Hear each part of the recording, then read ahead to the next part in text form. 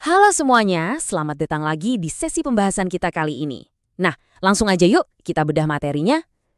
Hari ini kita bakal mengupas sebuah tulisan yang jujur aja bener-bener relevan dan ngena banget buat kita semua. Judulnya Mengandalkan Tuhan, karya Karen Huang. Gini, coba bayangin deh, di keseharian kita tuh kan terbiasa ngerasa punya kendali penuh atas hidup kita ya kan? Kita punya asuransi yang menjamin ini itu, kita punya tabungan buat jaga-jaga, dan kita kayaknya selalu punya jalan keluar atau solusi cerdas buat hampir setiap masalah yang muncul. Ibaratnya kita udah bangun jaring pengaman berlapis-lapis nih, biar kita selalu merasa aman. Tapi, nah ini dia pertanyaannya, gimana kalau tiba-tiba semua sumber daya duniawi yang selama ini kita banggakan dan kita andalkan itu mendadak kering kerontang? Di titik krisis itulah, pas semua jaring pengaman kita jebol, kita justru diajak buat nemuin sebuah kedamaian yang jauh lebih dalam. Penasaran kan gimana prosesnya? Yuk kita telusuri bareng-bareng. Pernah nggak sih kamu ada di satu situasi di mana rasanya tuh kayak tembok-tembok di sekeliling kamu nutup rapat dan kamu bener-bener kehabisan opsi? Coba ingat-ingat lagi momen itu. Momen yang bikin jantung berdebar kencang, terus ada rasa panik luar biasa yang menyergap pas kamu sadar kalau situasi ini 100% di luar kendali kamu. Solusi yang biasanya tinggal klik, yang selalu bisa diandalkan kapan aja, tiba-tiba hilang gitu aja. Wah, rasanya pasti frustrasi banget kan? Perasaan nggak berdaya kayak gini tuh sebenarnya pengalaman manusia yang super universal. Kita didorong sampai ke batas paling ujung dari kemampuan kita. Dan kalian tahu gak, justru di titik kritis itulah topeng kemandirian kita dipaksa lepas. Kita jadi dipaksa buat ngaca dan jujur nanya ke diri sendiri. Selama ini, kemana sih sebenarnya kita meletakkan rasa aman dan kepercayaan kita?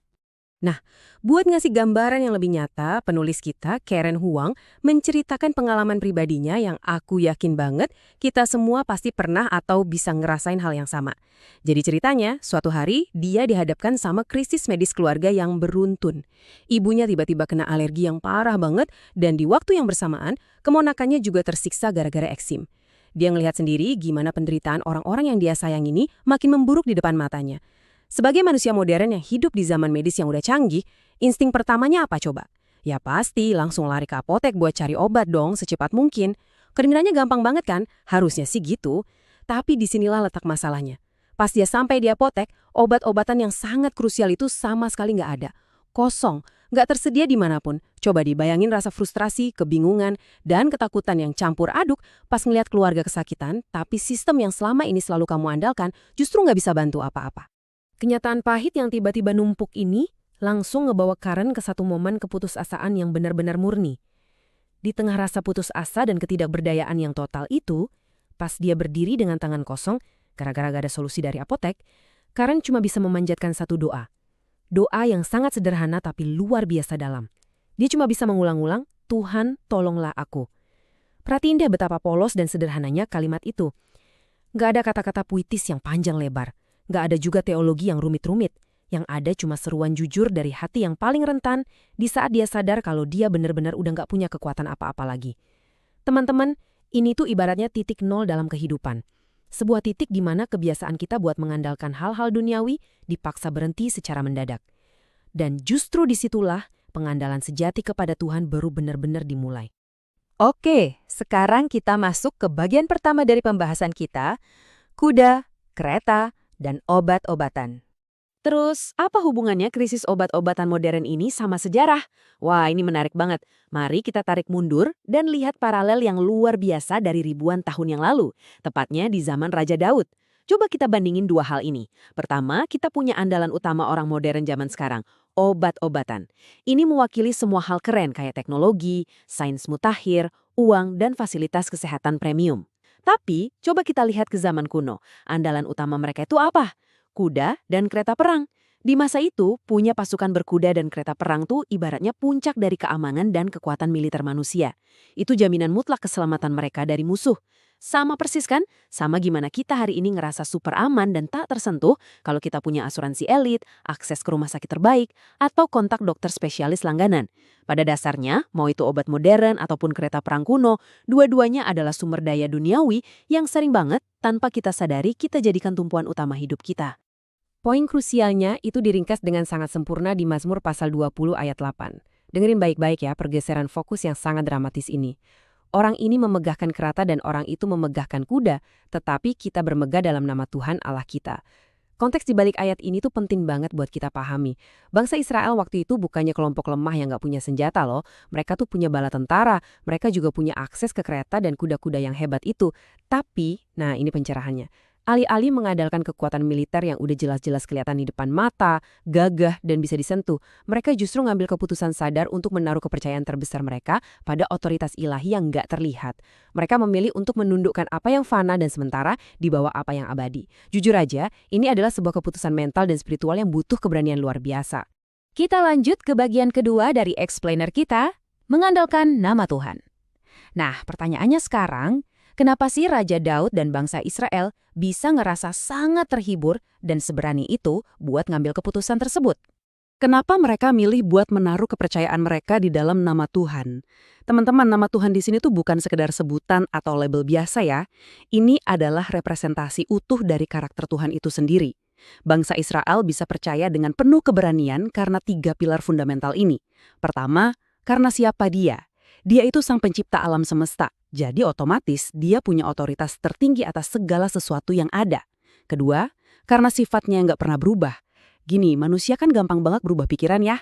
Sistem dunia bisa tiba-tiba runtuh, teknologi sehebat apapun bisa usang. Tapi Tuhan tetap sama, baik kemarin, hari ini, maupun esok. Dan yang ketiga, karena janjinya yang nggak pernah gagal. Apa yang dia katakan, pasti dia genapi. Titik. 3 pilar super kokoh inilah yang ngasih bangsa Israel yakinan yang benar-benar gak tergoyahkan, bahkan pas pedang dan tombak musuh udah berbunyi nyaring banget di depan muka mereka. Mereka benar-benar berpegang teguh sama satu kebenaran mutlak. Yang lucunya, sering banget kita lupakan pas kita lagi panik.